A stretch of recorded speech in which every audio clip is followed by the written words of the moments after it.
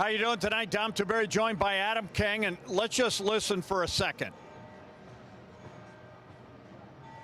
That is the greatest sound ever after an Ohio State football game. The victory bell is ringing, coming to you from outside the Ohio State locker room. And Adam, I just want to say this. Ryan Day wanted to clean up a bunch of things. They got a huge game looming next week against Notre Dame. Mission accomplished as Ohio State totally destroys Western Kentucky 63-10, and it could have been worse. I don't know what we're supposed to critique about that game. I mean, the defense had 2 touchdowns. They turnovers. Yeah, I guess you could say the pass rush didn't get home all that much, but I mean, but it got better. It got better. I honestly, if you're going to draw up the perfect game, that's pretty close to it. They give up a touchdown there in the second quarter, and then the defense never really let them drive again. I mean, it was impressive on every facet of the game, but mainly that offense looked like the Buckeye offense we've come to know. I mean, it was 2 back drives, 1 play, the next one with 4 plays, scoring in 8 seconds.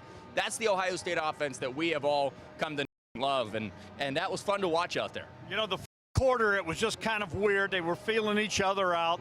It was, 10-7 or whatever? 7-3, rather. And then all of a sudden, Ohio State kind of, it was 14-10, and they just said that's enough. It started with Marvin Harrison Jr.'s 75-yard touchdown, and they just never took their foot off the gas. Well, it helps when you need help and you can go to the best receiver in college football. Felt like the offense needed a kickstart. You know what will do that? Is a 75-yard touchdown and play and scoring in 8 seconds, and that's what they did. And then it just felt like that was the fuse. It felt like Kyle was back, like he was locked in. The offense started clicking. It was just honestly just a great game all around for this Buckeye team. I will say we saw some great throws from Kyle and some great decisions today from Kyle McCord. And what I hope, you know, they're in the locker room now. Obviously, they're going to be happy, celebrating the win, out game balls. When they come out, I hope it's on to Notre Dame because, you know, this game they were looking for to clean things up. They did that, and now all the attention needs to go to the Irish because that is going to be now what you know, the whole world's going to be watching that game a week from tonight, and we want to see Ohio State take care of business in South Bend.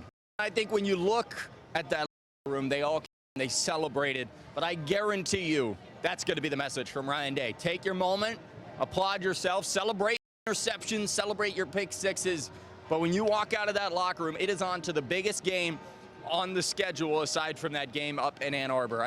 It does bigger than this, Dom. They're going to travel up to South Bend, want a rivalry that may not necessarily meet every year, but they know that that is ultimate. Nothing they did here today matters if they don't go up there and dominate, but to prove today that they could go up very well handle this Notre Dame team. And for those people out there that was saying, all right, I hear Ryan Day recruits all these 5-star players, and they've got all this talent, and how come we haven't seen it yet? Well, you saw it tonight. You did. Now, I hope we see it next week, but you saw it tonight, and it was across the board, and it wasn't just the starters. We saw third-string guys scoring touchdowns. Listen, when you see freshmen out there and sophomores making plays left and right, that's when you know that things are going well. They had a chance today to get the depth in, and when you can do that, that's so helpful not just for tomorrow, and not just for next week, but for the future of the Buckeyes. And I think they know this, and I think you have to circle this game. You have to say, well done, and then put it behind you because, you know, it gets astronomically harder here, Dom, overnight. And the schedule does not get any easier from it. This is it. The easy is over. Yep. Things are only going to suffer from this point on. Now I want to ask you, who's your game if you had one? Oh, that's a good question. Okay, we'll do offense and defense. Okay, my offensive star of the game undoubtedly is Kyle McCord. And it's not, and I know it's easy to pick the quarterback, but it's not just because of that. It's because he stood back there, he made the decisions quickly, he made phenomenal throws, and there were times when his check down was there, and I thought he still made the throw that needed to go 20 yards downfield. We saw him gain confidence tonight of the Buckeyes walk away with from today, there will be none bigger than the fact that Kyle McCord walked out of here with overwhelming confidence. And and it would be the same. You beat me to punch. I'm taking Kyle McCord.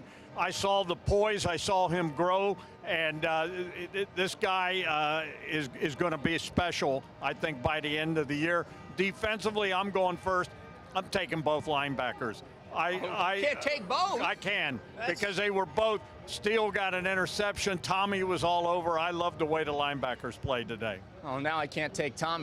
I'm going to take Denzel. Tommy? No, I'll take Denzel Burke. And let me tell you, Denzel Burke sat down preseason. He said, I want to be the best cornerback in America. He didn't say I want to be. He said he wants to be the best cornerback. He is making a statement out there. He took a sophomore year slump, but he is now out there absolutely showing out for this Buckeye. And anybody that watched today's game should know that he is absolutely their top corner and absolutely ready to go against top-tier talent. Great stuff. His name is Adam K. Dom Tiberi. Keep it on 10TV and 10TV.com for all your Buckeye needs.